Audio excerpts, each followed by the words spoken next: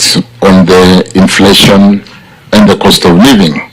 And therefore, we are, as you are, looking for ways every day to see how to bring down and make our economy a competitive destination for investors, where cost of living for our people who are employed in industry would be able to make this economy a competitive destination so that you can attract investors.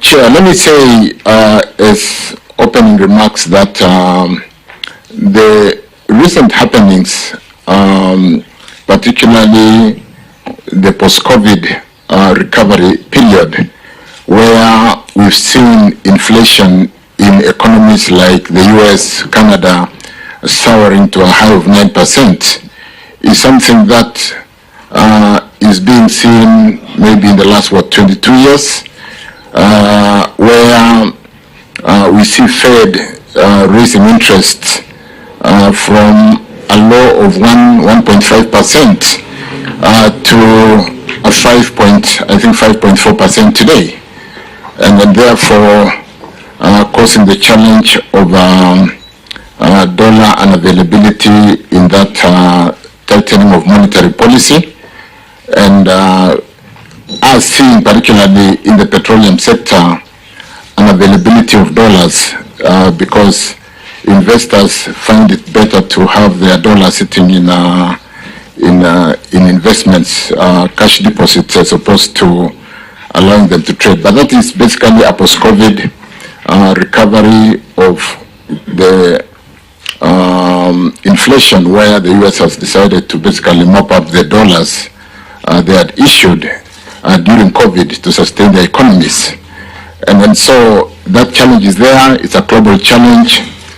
Those of us who trade in tea are unable to sell our tea in the international market because of unavailability of dollars in Pakistan, in Egypt, in Iran. And whereas we need those dollars to procure products which we don't produce as Kenya, like petroleum, pharmaceuticals, and all the other products. And lately, when we have a deficit in food because of the climate change issues and the fact that we have not been able to sustain food security, we need dollars to basically import food to sustain our people. And this has seriously impacted, and like I said, energy, petroleum alone, honorable members, do have a requirement of $500 million on monthly basis. We import products into Kenya worth $500 million on monthly basis. We bring in 8 cargoes, 4 cargoes of diesel. A cargo is 80,000 metric tons. We bring in 4 cargoes of PMS, that is solar power petrol, and we bring in 1 cargo of DPK, dual purpose kerosene. And at a volume of about 750 cubic meters or meter cube, that is about $500 million every month. And to be able to, under the OTS system, honorable chairs, where the product will come into Kenya under OTS and be off-taken by the petroleum companies. Luckily, this product came off balance sheet. It is not traded by government, it is traded by the oil industry. And when it comes into the Kenya under the OTS system, what we do immediately is they have to off-take the product within 5 days. So you see a sacking of $80 million, $160 million, because we receive 2 cargoes every 2 weeks. So we'll require to pay $160 million every week to be able to off-take 2 cargoes, and a cumulative of $500 million for the month.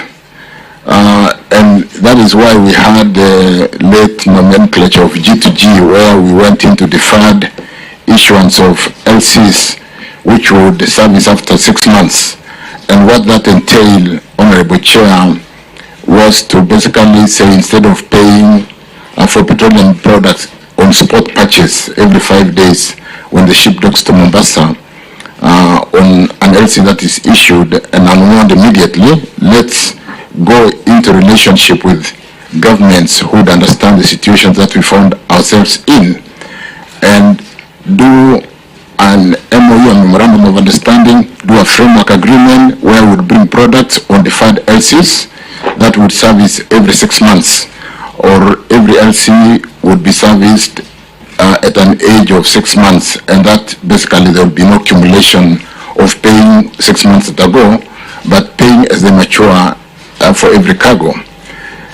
And we did that, honorable members, to basically delay the exiting of $500 million every month, to address with my colleague, the CS Treasury, the macroeconomic issues of ensuring how do we allow those $500 million to be available to the pharmaceutical, to be available to some debt swaps which have been, some swaps which have been done on the Kenya shilling, awaiting the improvement of the dollar liquidity or availability in the country. How do we deal with the food challenge, given the drought that ravaged this region because of the climate change issues for the last 5 years? And so we were able to negotiate with friendly countries like Saudi Arabia, who are the world leading. I think they control 22% of the world oil reserves. We did work with Abu Dhabi and ENOC to work on a framework agreement that would give us products on deferred LCs, and therefore delay the exiting of dollars for a period of 6 months. That, honorable members, did give us some benefits in terms of managing the interbank spread, the speculative tendencies which were there, where everybody of the over 100 oil marketing companies were running around town every day looking for dollars for the spot purchase, and exacerbating the depreciation.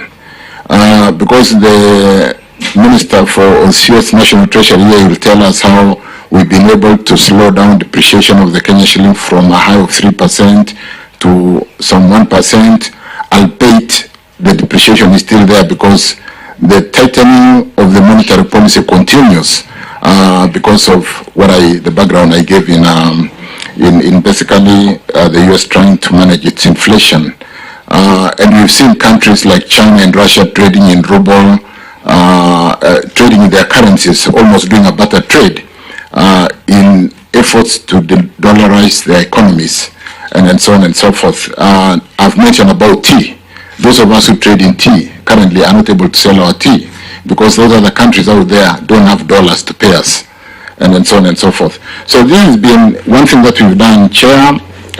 We were able then, under that framework agreement, to negotiate for freight and premium, because the petroleum products are traded on Platts.